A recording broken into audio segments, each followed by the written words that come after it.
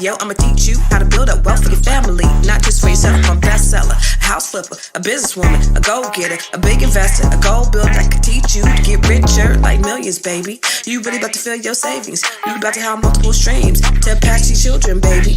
Let me teach you, get your credit on track in the long run. You'll make it all back at Catalyst and watch it all psychology black on firm, but we ain't all black.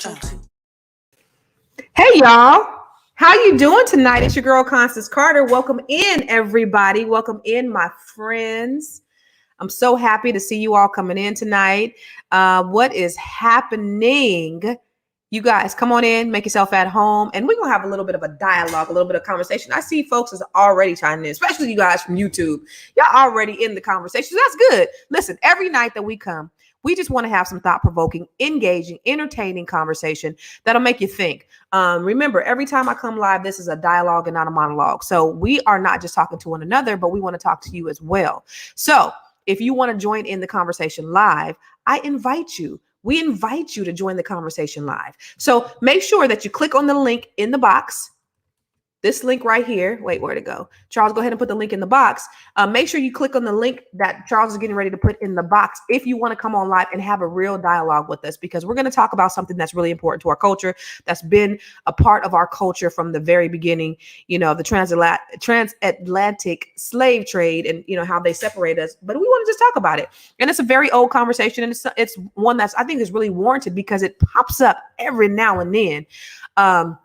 So while you are coming on in and you are getting acclimated, and you know, for those of you who want to be on the show, go ahead and come in. I want to make sure that you are subscribing to the Fly Nubian Queen channel. I want to make sure that you are subscribing. Go to Fly Nubian Queen on Facebook and on Instagram and on YouTube, and make sure you hit the thumbs up. Okay. We need as many likes as we can. You know why? Because it gives us visibility so that we can have these conversations and we can reach more people. So we want you to like us. We want you to hit the heart button, and we want you to thumbs up. And we also want you to share the conversation. Okay. So as you're coming in, put in the comments box where you're hailing from. If you're hailing from San Antonio, if you're hailing from St. Paul, Minnesota, you might be hailing from South Africa. Put that in the chat box tonight because we want to know that where you're watching us from, because we know we have people that are watching from all over the world. All right. In addition, make sure you follow your girl. I am Constance Carter on Instagram. Make sure you follow Nobody Works Harder Than Constance Carter on YouTube and on Facebook as well. And I want you to follow my friends that I'm bringing in, Miss Stay Hall and Miss April Sampay. Yes. These are my girls, my sisters, and we gonna have a whole conversation. So April, where can they follow you, lady? Honey, they can follow me everywhere. April Sampay, APRILSAMPE, and everywhere Veg Out and Dine. www.aprilsampay.com, www.vegoutanddine.com. Honey, we shake it fast, watch ourselves drop down, get our eagles on, put our one legs up, and our booties on the floor. Hello. Hey! All of it. She gave it all. What about you, Stay? Where can they find you, my dear? They can find me everywhere at Stay Hall. So at STAEHALL, and that is everywhere. Instagram, YouTube, Facebook, LinkedIn, wherever, as well as www.stayhall.com. I can't do all what Miss April is doing, but I can drop it like it's lukewarm. I promise you that. Oh, not like it's lukewarm. Lukewarm. So as we see, people are chiming in from all over the place. We have somebody from New York. Who is that? Lenora? Hey, Lenora. Shaka from South Bay, Florida. DeRay from Orlando. Who is that? Vonda from Tampa, Florida. Miss Nikki from Clearwater. Rosie from Miami. And Kalisha watching from Detroit, Michigan. Hey, y'all. And everybody, put where you're from in the chat box. And if you want to be a part of today's show, make sure you click on the link in the comments box. But I found it interesting that what Deborah Collier said. She said, can you guys stop having conversations that give Black women more of a reason to be? I wrote that one down. See, please, let's talk about that. Let's start off with that. Well, let's talk about what sparked the conversation in the first place, right? So, how many of you watched Real Housewives of Potomac? Okay, until today. Okay. So our good friend of the show, Candiace Dillard Bassett, we've had her on our show before. She mentioned that one of the other cast members, Ashley, didn't get as much flack as her because she's light skinned. She said, there, I said it. because she's light skinned, there it was said. I said it. Now let's see how fast this gets around. So she's proclaiming, and really, honestly, they really kind of almost are just about the same shade. No? No, that's called makeup, child. No, they're not the same color. She got the blonde wig and she got a lot of highlight makeup on. No, they're not the same color. Okay. Right. So I noticed that today in the show. Yeah, there's a huge difference in their hue. Huge? Huge. It is. Because the light skinned girl could pass. And really? She's definitely a brown skinned girl. Okay. Well, she's mixed. So Ashley's mixed. Oh, okay. Okay, I see. Okay, so let's talk about, I want to go on that comment that Miss Deborah Collier said, because she's saying that we need to stop having a conversation that teaches Black women. Oh, no. She said, let's stop having conversations. Where'd it go?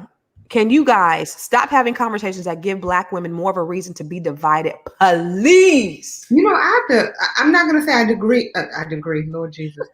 I'm not going to say I agree with this being a conversation of division, but I do. I am kind of tired of everybody always being divided, just in general. Like, we always push for division. And I'm not talking about us on this platform. I'm just saying in general.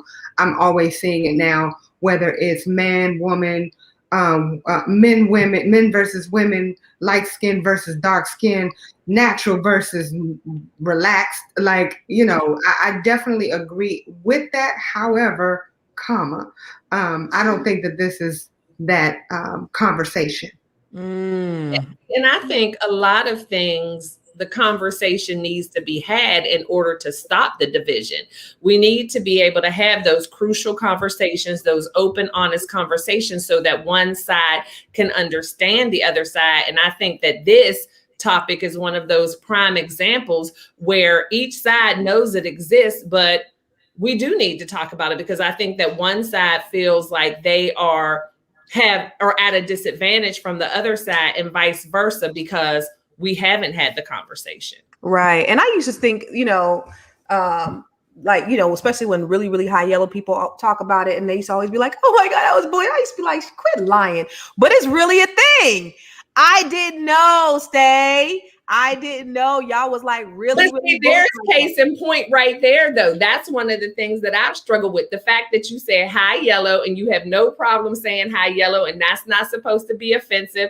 And it's like, and clearly, I know I'm light skinned, but I do not feel that I am yellow, but people call me high yellow, red bone, and it's supposed to be okay. But then if you use a slang term towards someone of a darker hue, then that is offensive. And so that's been my plight. Like, okay, well, if you need to call me by color, call me a color that I am, and I will do the same for you. But I feel like it's just been this thing where anything goes with light skinned people, and that's not cool. You know what, Stay? I have actually never thought about it from that perspective. You better enlighten me. You better do it. You better do it. Can I say that one more time? You better do it. I'm done. Thank you, man. Thank you. I'm standing up for the light skin. It's almost like I felt like we're not allowed to stand up for ourselves. You know what I mean? But it's like we have a struggle too, which is why I think that the conversation needs to be had, because I don't feel like our light skin gives us this get out of jail free pass that everybody thinks it does. It really doesn't.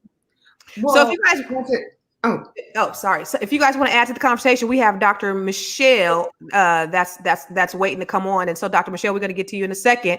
But if you want to be a part of the conversation, go ahead and click on the link in the comments box, because we'd love to have you on the show. And remember, this is not just a dialogue amongst girlfriends, this is a dialogue amongst all of us. So we want to make sure that you are a part of the conversation tonight, because we want to hear from all different perspectives. Absolutely. Now, what were you saying, April? That was a long time ago. I don't know. I was just joking. I was going to say, as it relates to Candiace and Ashley, I don't agree, because I think that Ashley, if you actually watch the show, so anybody who actually watches the show, they'll know that Ashley has a very, very strong mouth. She knows how to use her words. She will pretty much cut you with her words, right? Mm-hmm. And so will Candiace. The problem is that Candiace is Twitter happy. Honey, she will just go on a Twitter war with any and everybody. And to me, it's like she throws crap and then hides her hands. Like, I don't know what you're talking about. That wasn't me. I didn't do anything wrong. Is that? See, it has nothing to do with color in this particular instance. Both of them have those. They got mouths. They can say everything that they want to. They're both extremely aggressive. Somebody said Ashley is aggressive. She is, but I don't think it has anything to do with the fact that she's light skinned or dark skinned. I think that anybody would be looked at side-eyed, and they both are always. You get what I'm saying? Right.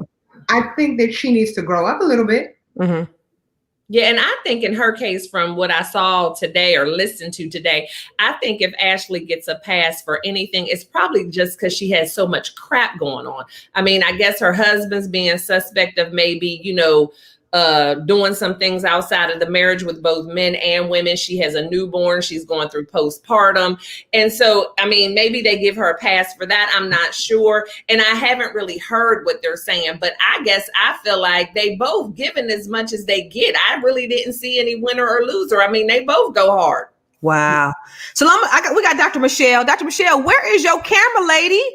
Are you there? I know you're on mute. Unmute yourself, Dr. Michelle, and join the conversation. What was the comment that you had? And Adrian, we see you. So Adrian, go ahead and connect to your camera as well so we can bring you on the show. But Dr. Michelle, you're muted.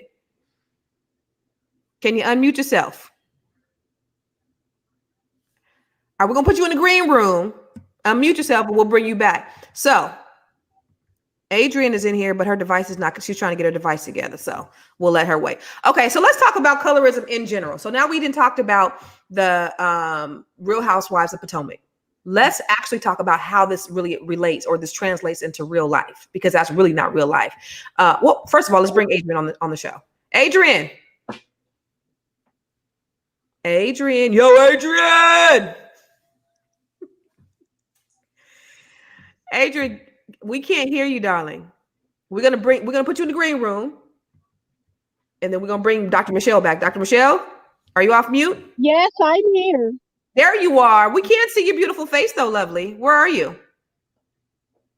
I don't know how to work some of these things, but let me talk. So my comment is that I'm still muted. Okay. No, you're not. You're not muted. You're not muted. We hear you.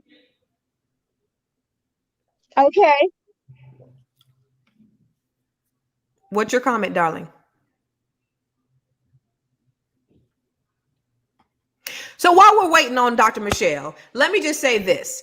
Listen, guys, I am having a Get Your Credit Right workshop, seminar, symposium on June 12th right here. So go to flynubiancredit.com and sign up for my workshop. It's right in the link. Y'all, listen, I have a best-selling book on credit, and I've helped thousands of people. Everybody needs this. So if you're trying to build your credit to build your wealth, sign up for this training. Go to flynubiancredit.com. I am here. There we go. What is your comment? I am in New York. What's your comment? Okay.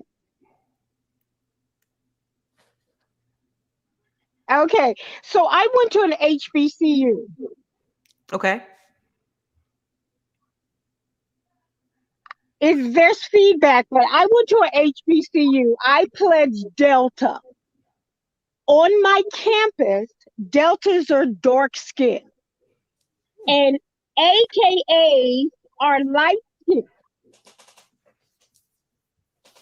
There has always been a thread of jealousy between those two shades of color.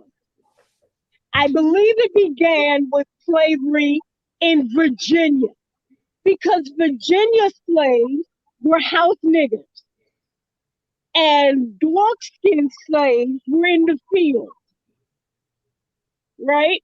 Mm-hmm. So it trickled down into our HBCs, I think, because of that. Mm-hmm. Light-skinned girls up north and dark-skinned girls at a HBC up north is different from the South. There's a lot of feedback, and I can't tell whatever.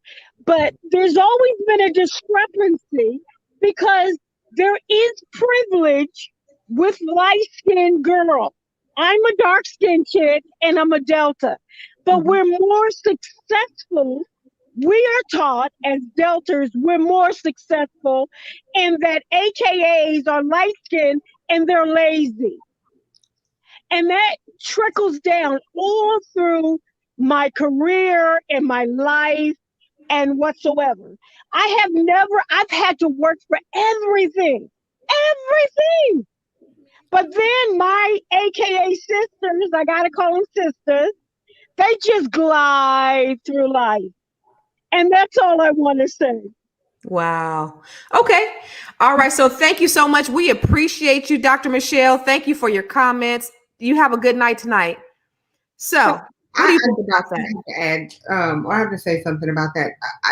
I think it's all perspective when you talk about the gliding. And the reason I say that is because a lot of times, and I think you were saying it, how oftentimes our white counterparts don't see that you're light skin or dark skin. They just see that you're black. Right. So if that is the case, oftentimes, sorry to say, we're working with white people or whatever the case is, or we're working with someone other than our black counterpart, our black sisters, right? And if that's the case, they're not looking at it as, oh, you're light skin or you're dark skin. They're not looking at you as if you're sliding or you're not sliding. You still got to work no matter what. Now, I think it's more of a colorism issue between us, between women of color, right? When she said that, when she was talking about jealousy between Deltas and AKAs, I'm gonna be honest with you. I don't know if it's necessarily jealousy or competition, because when you look at the Deltas and the AKAs, those are some bad women. It doesn't matter if you're light skinned or you're dark skinned. They all come with education. They all come with style. They all come with grace. You have to look at it from that perspective. Light skin, brown skin thing between the Deltas and AKAs. I know that was more prevalent like back in the day. Yeah. I don't feel like you really see that. We all look the same to me right now. Yeah. And I don't. And then when that's like, now I'm not an AKA nor am I a Delta, but I know that I have not slid through anywhere. I mean, I'd be willing to take a privilege every now and then, but right. Receive that. I mean, I worked hard and still working hard. I worked hard today and nothing has been given to me. So I don't know where that perception comes from. I'll say I look at my mom. My mom is really, really light skinned. And so I never, really had the colorism issue, right? I feel like I'm in the middle, but my mom is really light and she grew up, she had red hair. And, they used to tease her and call her albino where she was from. But she did say that she was definitely affected positively for being light skinned where she was from in the South, Gould, Arkansas. She had to pick cotton like everybody else. But she said that when she was picking cotton, the white people used to let her sit on the truck and eat peaches while all the dark skins was picking cotton. She said even in jobs that she felt like she got privileged with getting jobs a lot quicker than her darker skinned counterparts. And so I can say, for her, that was her experience. And I know that is a very real thing. I didn't, and this was recently that my mom told me this. I didn't even, I used to hear people, like I said, when light skinned people, because I've seen even in my family, especially the older generation, when they're very colorist, right? So they're very prejudiced, especially the ones that came from down south. When they see the darker skinned kids, they treat them a little bit different. And I've heard, oh, she's so pretty to be so dark skinned. That drove me crazy since I was a child. I've heard my elders say this about babies, like black ain't black, right? Or mistreating. I've had people in my family that had kids from all different hues and mistreated the darker skinned ones. That is not okay. Beat the dark skinned ones and baby the light skinned ones. That's not okay. So I've seen that side, but it wasn't until I was good and grown that I really knew that even on the other side, that not just that there was a privilege on the light skinned side, but then there was also, where the light skinned people were getting beat up, they were getting bullied, all of those things. So I used to be like, Wah, wah, wah. I've seen my experience of seeing darker skinned people get bullied, beat up, get mistreated, but I hadn't really seen it from a light skinned perspective until, here recently. What are your thoughts? See, and I think it has a lot to do with your geographical, place in this world and where you grow up. So me growing up on the East Coast, I didn't have any of that, like you were saying, with people from the South or whatever. And I grew up with a lot of light-skinned people. My family that I grew up, majority light-skinned people. And so for me, my plight it wasn't about being light-skinned. It was about, for me, I didn't have the so-called good hair and the light eyes. So being light-skinned meant nothing. So I was the ugly duckling among the good hair and pretty eyes. And I guess that's why I feel like I don't get it at all, because I got teased every single day and it didn't matter how light I was. And so I think it has a lot to do with geographically where you were placed and just where that puts you as far as who you are being compared to, for lack of a better word. So, I just saw a comment pop up. It was more about featureism. So even though my skin was light, my features were still that of an African-American person. So I'm like light skin privilege, what? Because I was being teased by other light skinned people because I guess I didn't have the features that made me a bona fide light skinned person. So Kimmy Michelle said, where is the dark skin representation on the panel to speak for our experience? I would like to know. So we invite you, Kimmy Rochelle, to come on and join us and give us your perspective. We want you to come on here. And I want to speak on that. Y'all have to remember, this is what we do every week. So we didn't handpick a special panel. It's Constance, April, and myself every week, and we just talk about what's relevant, but anyone is welcome to join. So we didn't just pick, lighter skinned sisters. It's just us. This is what we do. So no matter what we're talking about, it's going to be the three faces. Come on, Kimmy Michelle. Yeah, please join. And I really liked her avatar. That was right. That's cute, right? My mother is dark skinned. And I remember, and now let me say this, my family is from Louisiana, both sides. Okay. My father's side, my grandmother was a Passa Blanc. She was very, very, very, very high yellow. Okay. And when I was a kid, I thought my father's side were white. I just thought that I was mixed. My mother is very dark skinned. And I remember as a child always wanting to look more like my mother. And I didn't understand why I didn't look more like my mom. And to me, like, skin color, it was just always beautiful. I didn't care who you were, what you looked like.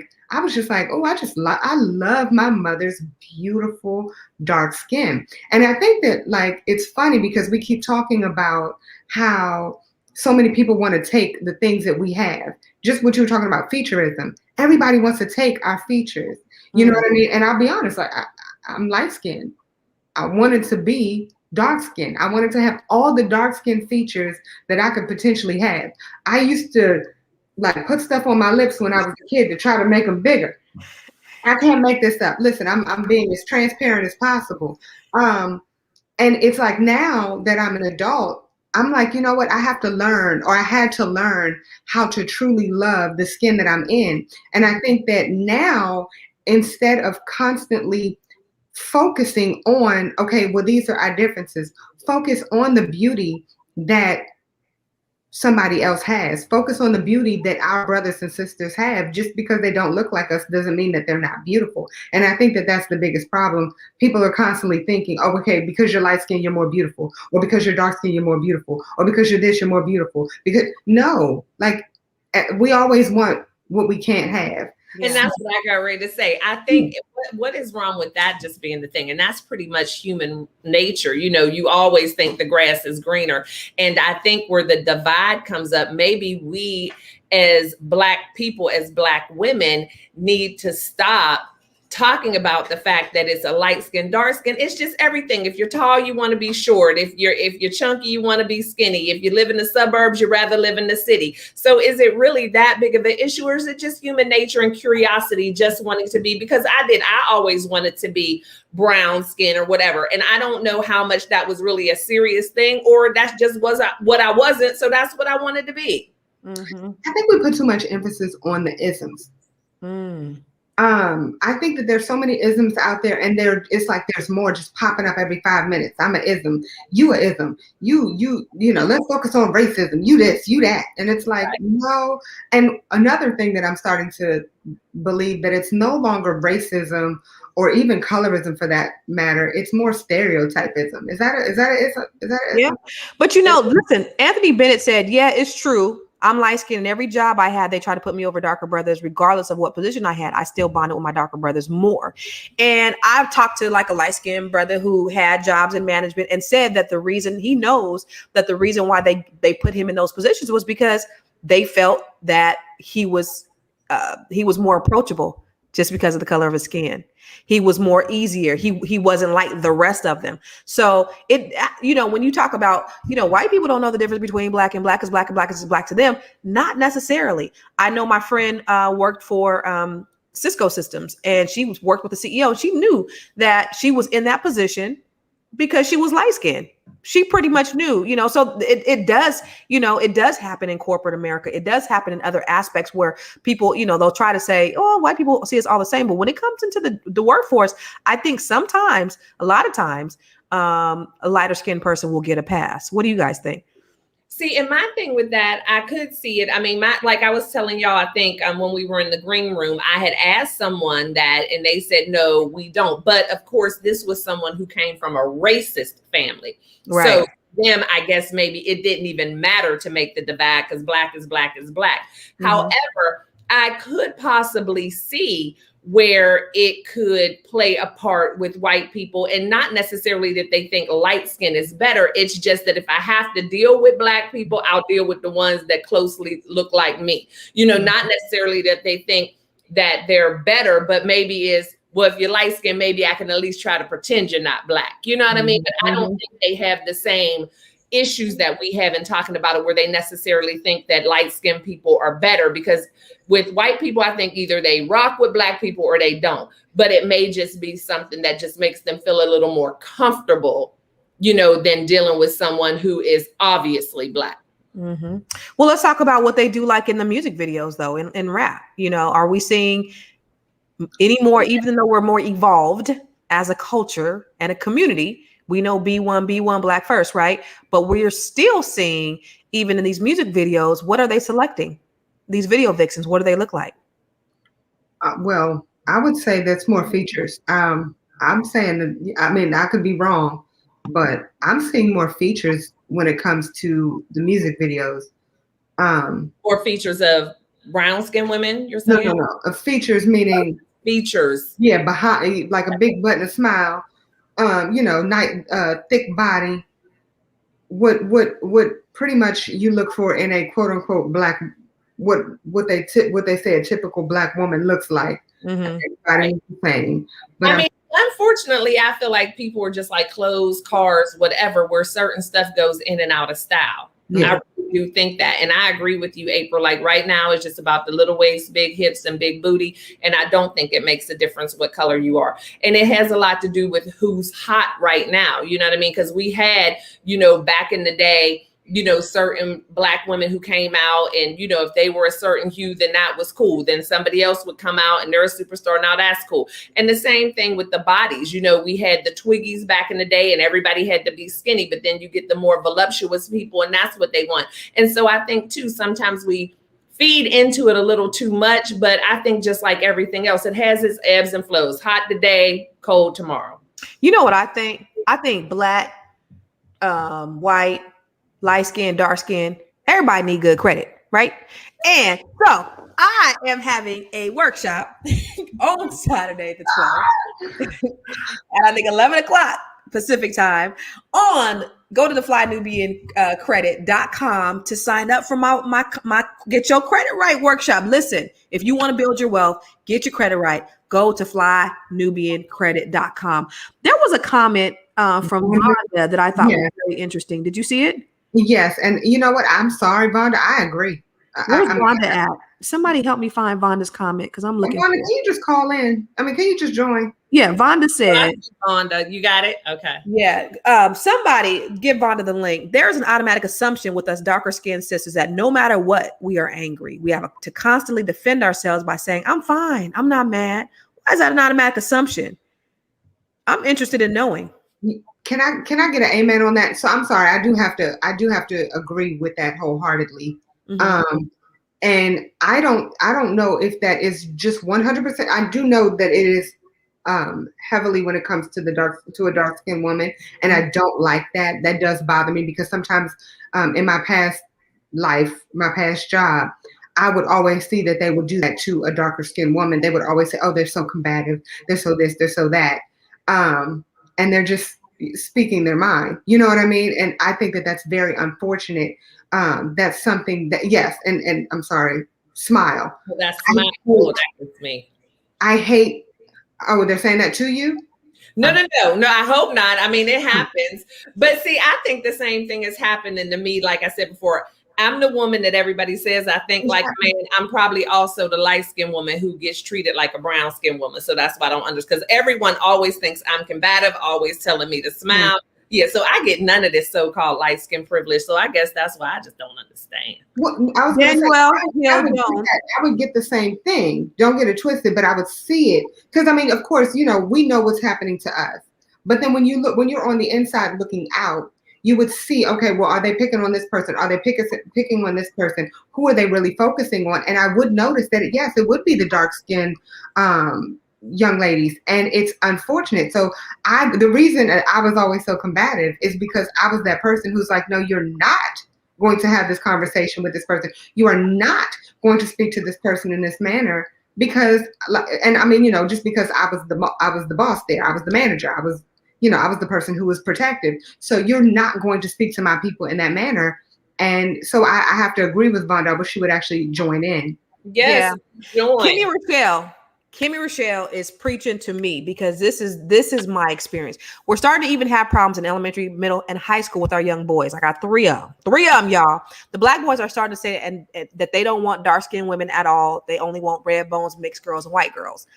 And it's so funny because I am the most pro-black mama that there is. Every time I my Facebook memories come up. Every time I was taking my kids to the movie, they like, let me guess what we're going to go see, a black movie. I'm always pouring into them just about their culture. I want them to understand that culture. They mad at me because they got to go to HBCUs. But what if we go to a D1 college? What if we get a scholarship? You go into a HBCU. If you get a scholarship at a D1 college, guess what? You probably going to get a scholarship at a HBCU. That's where you're going, brother. So anyway, I've always been that mom that's like, really, look internally first, right? Look at these little beautiful girls. And what I remember, I was driving my son's basketball team home, and they had the nerve to say something. One of the little dark-skinned boys said, "I don't like dark-skinned girls," and my son said, "Uh-oh, you shouldn't have said that in front of my mama." and the boy was dark, and I was saying, "Well, you dark?" And he said, "I'm not dark." These kids are so messed up. But see, here's the thing: you guys are on the East Coast. You're from Virginia, you're from DC. I don't know, Kimmy, I think you might be from California. I'm from California. So it's an issue. It's a real issue, especially over here. When I grew up, black boys didn't like black girls, period. So I don't care if you're light skinned, dark skinned, whatever, you have to be mixed or not black for a black boy to like you. So we didn't have many options. So that was like a chip on my shoulder, because I was like, I'm not raising no boys to act like these boys that I grew up with. So that's why I'm just like, my boys are 3 years old. Look at this Essence magazine. Aren't these women beautiful? They're like, yeah, mom, I guess. Right. Okay, these are grown women, I guess. But do you see a difference though in this generation? Like, I know my youngest son, he's like Mr. One Nation Under a Groove, which I'm fine with, because my thing is, as long as I know that you will date a black girl, as long as I know you don't have any issues with dating a dark skinned girl, then I don't care who you bring home, you know, because you do have the right to date whoever. Now, if there was some specification, like I only want to date white girls, I only want to date Asian, I'm going to have an issue with that. But my baby, you know, he has dated girls of multiple nationalities, all different hues. So in that aspect, I feel like I can just let him choose because he's truly proven to me it's about whoever he connects with. Sure. My boys, you know, I mean, I have 2 that are dating age, and so far they've you know, they've been with the people, so we good over here. Now that they have though, you know, like me, since my son has, like, you know, he took a black girl to homecoming and a brown skinned black girl, and you know, the girl he dated when he first went to college. So Constance, how would you feel now if one of your boys were to bring a white girl home, since you know that they will date black girls? If he just connects with a white girl, you're okay with that, or still no? Look, here, get your popcorn. Right. I'm like, I need to hear this one. My boys can date whoever they want to. That's the most politically correct answer.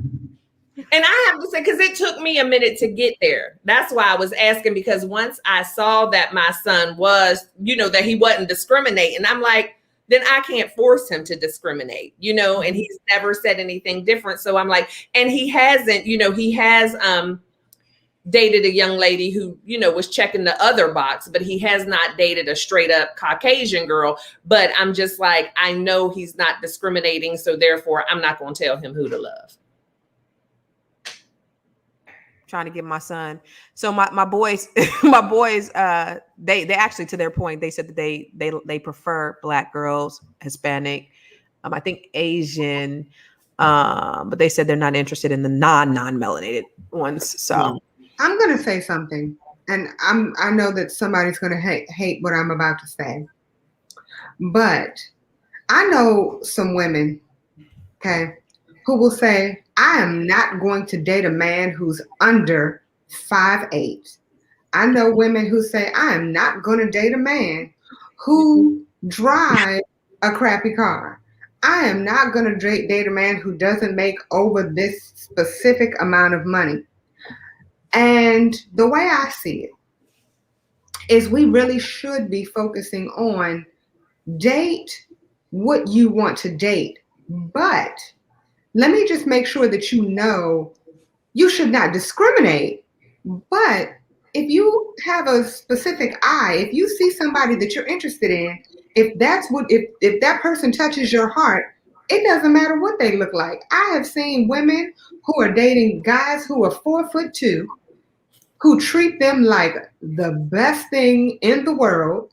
You know what I mean? The 2 of them are together. They look like the number 10. Like, you are crazy.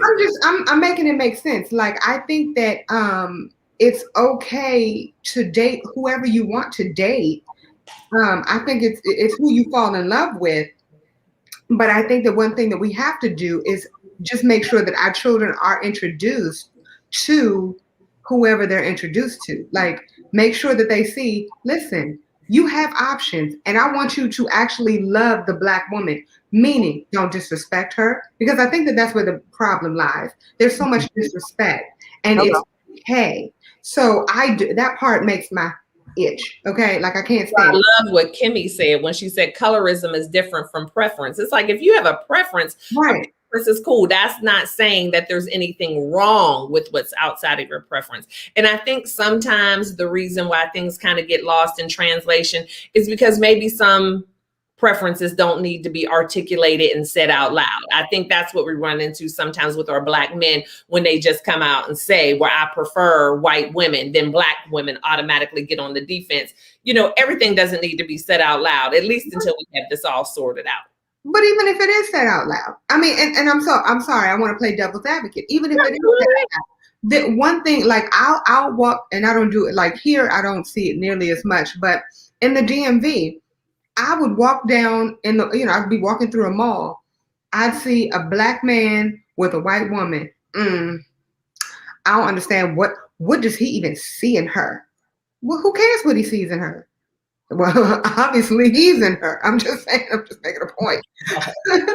Well, listen, I'll tell you what, I'd rather my sons date a white woman that treats them like a king than a Black woman that treats them like ish. Exactly. And that's the thing. And again, not saying that a Black woman would. I know that's No, but not I'm just saying, like, if it came down to that, like, you know, like who you love and who treats you well. But I think what happened is, again, as Black women, like I was talking about last week, we have been so disrespected, so overlooked, so beat down that we take that automatically as an offense against us. And I understand why. And it has been said to us, but that's why I like these conversations, to kind of be able to move past that. The fact that, yes, we have been, but let's just start looking at things with a wider lens, that everyone who is dating outside of their race does not mean that they think that the Black woman is worthless. But I know that's where it comes from, because our struggle has been real. And so we take it personally because it has been said by a few, but I don't by any means think that every Black man who dates or marries or whatever outside of our race hates us, but it has happened. And so we still kind of have that chip on our shoulder. And that's why I want to have these conversations, so we as a collective can kind of move past that together. Amen. So if you want to be a part of the conversation, why don't you go ahead and click on the link in the comments box that Charles is putting up here right now. And while we're doing that, we got another guest. Let's bring Black Jesus on. What's up, Black Jesus minister? Where your picture? Where your face at? Where's your video? We want to see what you're looking like. My face. I'm in the bed, but let me turn on some light for y'all real quick. Come on, turn on some light, Black Jesus minister. Come on. I sure will. Just give me a minute. Okay. Non-swirl zone said, watch over the next 5 years. I'd like to say to you ladies, I'm glad y'all having this conversation. Okay. I really am glad y'all having this conversation. Why? Because this is colorism. Colorism is an issue that I have had a passion for and an onus for a long time. Ever since I've been a young boy and a teenager, and came to realize that this illness, this sickness of colorism, is very serious among us as Black people, and it has been utilized as a tool to continue to keep us divided, a tool to continue to empower the lie of white skin, light skin, brown skin, good hair supremacy. That lie is tied to the white supremacy lie and fantasy of white God and white Jesus and white Israelites. And that is why I call myself Black Jesus Minister, to make people think and to remind people that the true Christ Messiah, whom the Christian world believes to be the greatest man to ever walk this earth, that it is important for all the world and of our children to understand that this greatest man believes to be the greatest man to ever walk this earth is a Black man, is a Black person. That is very important. That is part of my ministry. All right, but in tandem with my ministry. But I mean, okay, should I stop or keep talking? I know. No, go ahead. I'll cut it short if I have to. And so again, you know, I'm a man. Mm-hmm. I'm a man, and you ladies have been, you know, been nice, and have, you know, and have walked a nice tightrope in this discussion. But see, I don't mind putting it out there and telling the truth, and I'll say this to brothers' face: Black men are the problem, and are the ones who perpetuate colorism. Black men are the sickest men on the planet when it comes to self-hate and colorism, and they are Black men are the origin of our Black women being ashamed of their color and ashamed of their hair, and fueling the fake hair industry, and being the number one purchasers of you know, of foreign hair and hair that belongs to other human beings. This is a crisis. And I tell black men all the time that, no, you are sick, brother, and we need to deal with this. And I'm talking about, you know, really having this discussion, and the way that you women can continue to help us not be sick is to make sure that you raise young black men, as I've heard some of you say on this panel, and inculcate to them, indoctrinate them that you must love your black woman, because your black woman is who you are. She is your blood. She is your blood. She is your flesh of your flesh, blood of your blood. And many other races on this, let me have 30 more seconds. Every other culture on the planet right now, every other people on the planet right now, they train their children and they expect their children to marry within their race. We are the only ones, because of slavery, who sit up here and say, well, it's okay. And we've lost the culture to teach our children that I have an expectation as your mother and your father that you're going to marry a black woman, and this is what all other cultures are doing. And if we don't do that, we're going to continue to lose our boys. Our men. Amen. Thank you, Black Jesus Minister. What do you guys think about that, ladies? That was a lot. It was a whole lot. Well, I think a lot of what we're talking about still, I don't think is prevalent in today's age. And that's what I'm looking forward to, is the day and age where I think it's coming soon, where you can pretty much not tell who is what. Mm-hmm. I love the fact that we're kind of one nation under a groove. I do see other races and cultures now dating outside of their race. And I'm all for that, really, because I think that the separation of races and colors or whatever is the basis of why there is so much division. And back to what we said about the Deltas and the AKA, I think it's more about competition than anything. And when it comes to the black man, it's like, yeah, it's the black women, like I always say, underserved, overlooked, disrespected. Well, who's number two in that now? The black men. And True. what was put in their heads, and again, for how long were they told that the white woman was untouchable? So like we also said before too, you always want what you can't have, something different. And so I don't necessarily think that black men are sick. I just think that it's just something that's been put in their head. And I also feel that they have a tug of war with the black women because we were made to be so strong, because they were taken from our homes, taken from our families. And so it's just us reconnecting, because the black man feels like we emasculate them because we've had to be so strong. And it's not that they hate us. It's just about this tug of war for power and of worth. I actually agree with everything you said. Lord Jesus, I think. What, girl? Virtual high five. That never happened. That don't ever happen, child. I agree with everything. Now, hold on. I just want to look, shameless plug.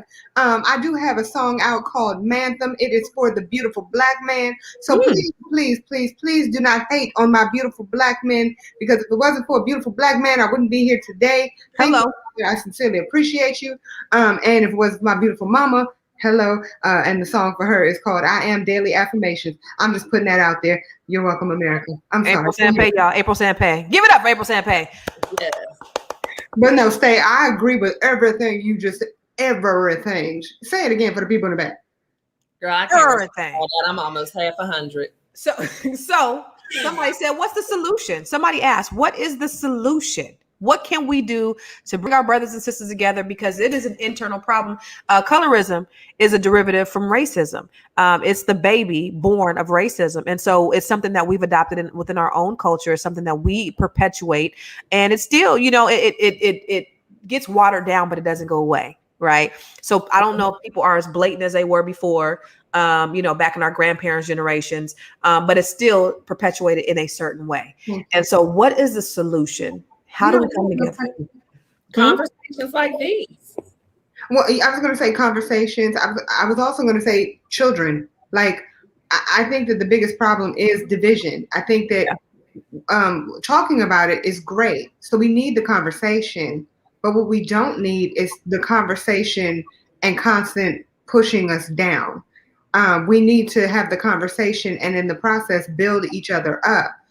You need to be able to say, hey, it doesn't matter what color you are. Let's build each other up. And what type of building do you need?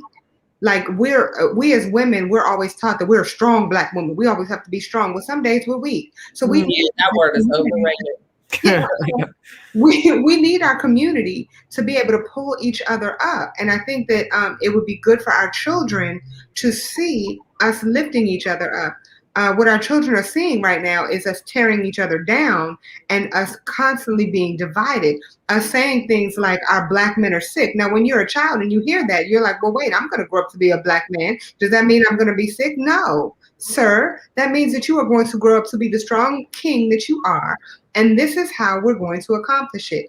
It means that we need to start getting our strong Black men within the community. We need to show them off. We need to parade them.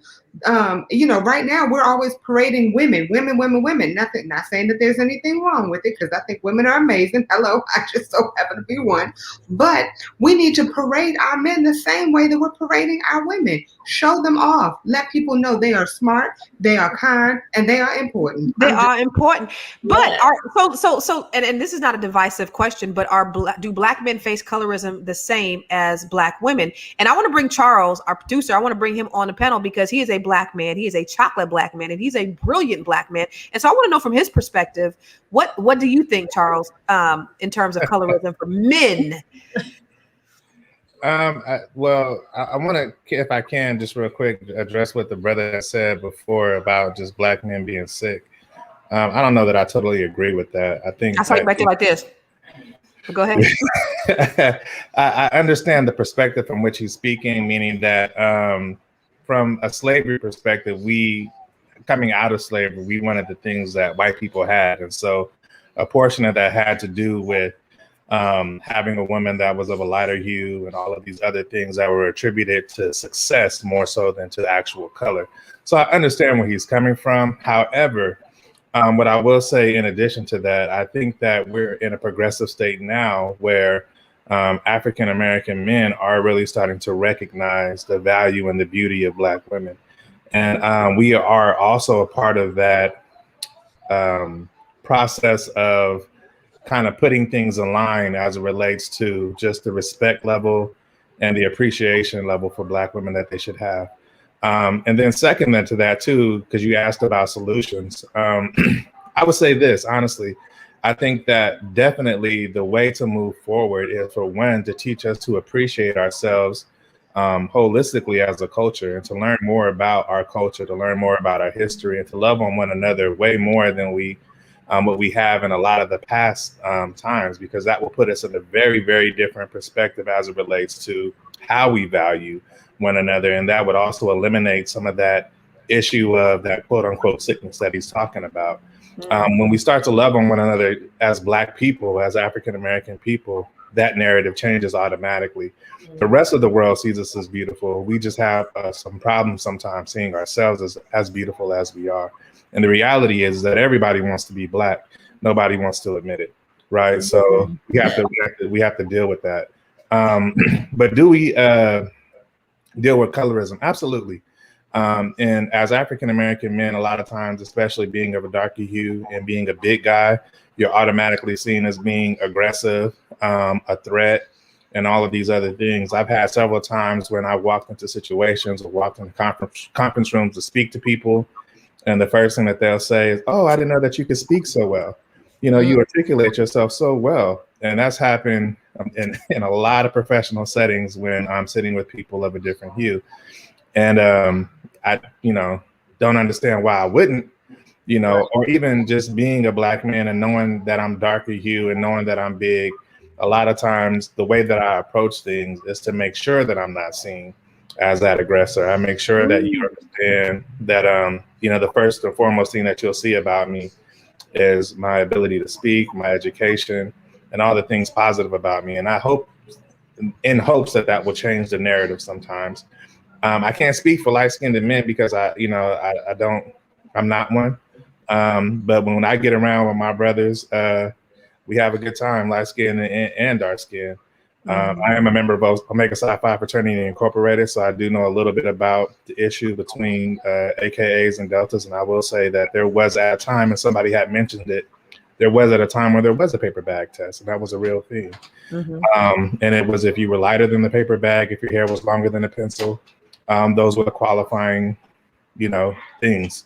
So I think, even to that point, and we've seen it over and over again, right? I think most of us probably that are watching this broadcast right now have seen the Spike Lee movie, right? Where he deals with the colorism, and he deals with the issue between jigaboos and I forgot what he's School days, wannabes. Yeah, wannabes, right? So we dealt with this, and this is a thing that's been persisting for a long time. And so, we I think part of the plight of that movie, though, are the points that were supposed to be taught through that movie is that, hey, these are the things that we have to disrupt because these are the things that are holding us down as a people. And at the very end of that movie, you hear Fishburne saying, "Wake up," and that's a reality for us. The moment that we begin to wake up as a people and to realize that no matter what color you are, being of African descent or African American descent, you are a people. And if we work together and we strive together, we are bigger than any problem that we'll ever face. And so that is the absolute solution to this problem of colorism. And going even further, this, kind of a new thing between Black men and Black women sometimes, and all these other things that are going on. We just got to deal with each other from a place of love, from a place of respect, and from a place of just, hey, let's build together. Yeah. Listen, y'all, clap it up for Charles. Hit the thumbs up, hit the share, hit the like, because he was just dropping them bombs on us. And there's a very real distinction, in how people are. And I feel bad for you, Charles, in that you have to kind of like lower yourself to make other people feel uncomfortable. Oh, That's yeah. not I'm okay. 6'4", 300 pounds, dark skin. Yeah. I look like I can fight. So that you do. Yeah. So our protection in the office. Yes. Right. So, and this is just an interesting thing, but like I say, the gift that I have is the ability to understand that it exists and to get the opportunity to show you something different first. Don't get it twisted. If I have to, I can be that aggressive man, but that's not the foremost and most important part of me. Amen. Whew. What you got to say, April? Stay. You got anything to comment on that? Well, I saw a comment earlier from Veronica, and it was talking about kind of what Charles was talking about as far as the school days thing and teaching the diversity. And Veronica was talking about how we need to start that as young kids with little Black girls and little Black boys of all hues, and teaching them the beauty of how different our race and culture is. I mean, I don't know who started that stupid lie that everybody believed that we all look alike as Black people. We are the most diverse and different looking race out there. And how beautiful is that? How beautiful is that they can look at us and not really know what we are sometimes, or just assume this because of it. No other race and culture has that. And that's the thing, like with the whole school days thing, wake up, like we got this on lock. Everybody is trying to do us and they can't. This is how we were naturally born. And it's funny because we became this way because so many people in there diluting our blood. So this is what you get. So you need to accept it. So we are every color under the rainbow and so diverse. And the thing is, as Charles also said, everybody wants to be like us. They're all accepting us finally and openly copying everything we do.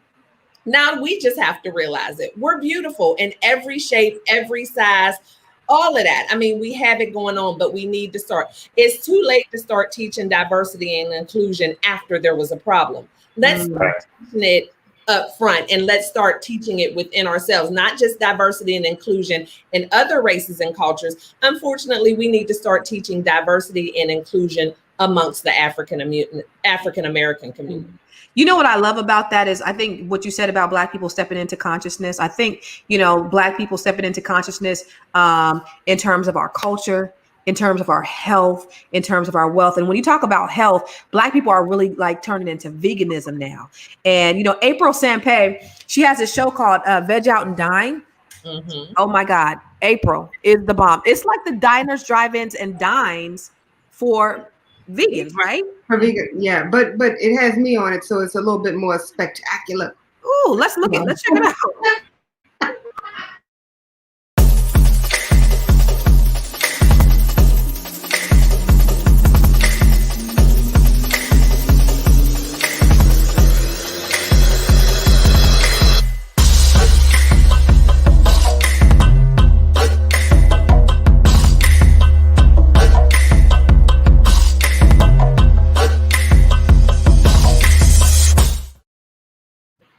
Girl, you know that was too short. I wanted the longer one. No, I wanted to make it shorter. So oh my God. I want more. Okay, so where can we see Veg Out and Dine? You can always look at it on vegoutandDine.com. You can watch some clips on YouTube.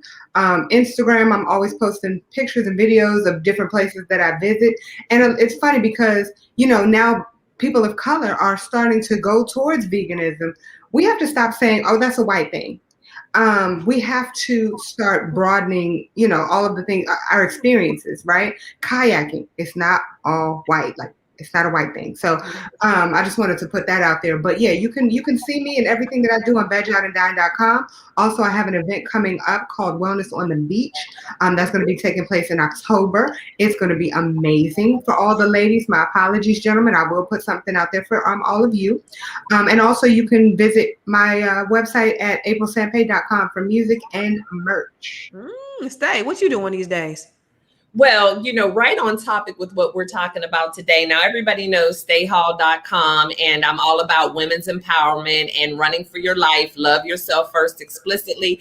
But as it pertains to what we're talking about today, I am the CEO of ISALT, Institute for Success and Leadership Training, and we teach such things as diversity and inclusion and empathy and how to have that inner confidence in yourself. And so these are things that people think that are just innately in you from birth, but they aren't necessarily. And especially if you don't have someone in your immediate circle or your person of influence to pour into you, you can check me out at isaltforyou.com or stayhall.com.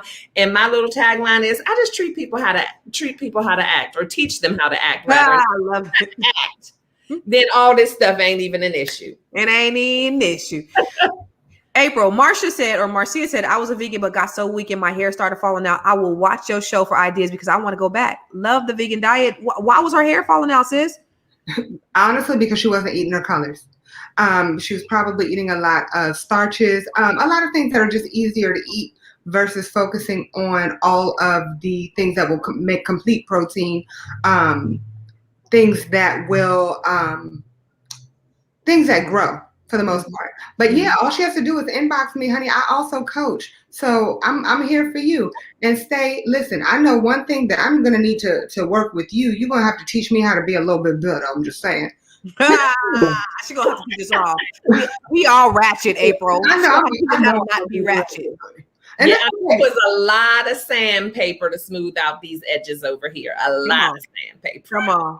Listen, I want to do just like you. But I love that I have some really brilliant and beautiful sisters that I hang out with. You guys are both doing great things in the world, moving and shaking. I have some things coming up like the credit seminar on Saturday. Go to flynubiancredit.com to sign up, you guys. Listen, if you want to build your credit, to build your wealth, I wrote a book a couple of years ago. It's called Keeping Score, What You Need to Know to Make Your Credit Score Grow. And it's helped thousands of people increase their score, thousands of points, collectively thousands of points, right? Yes, over all the people. Yes. But go look at my reviews on Amazon. Grab that book, Keeping Score by Constance Carter.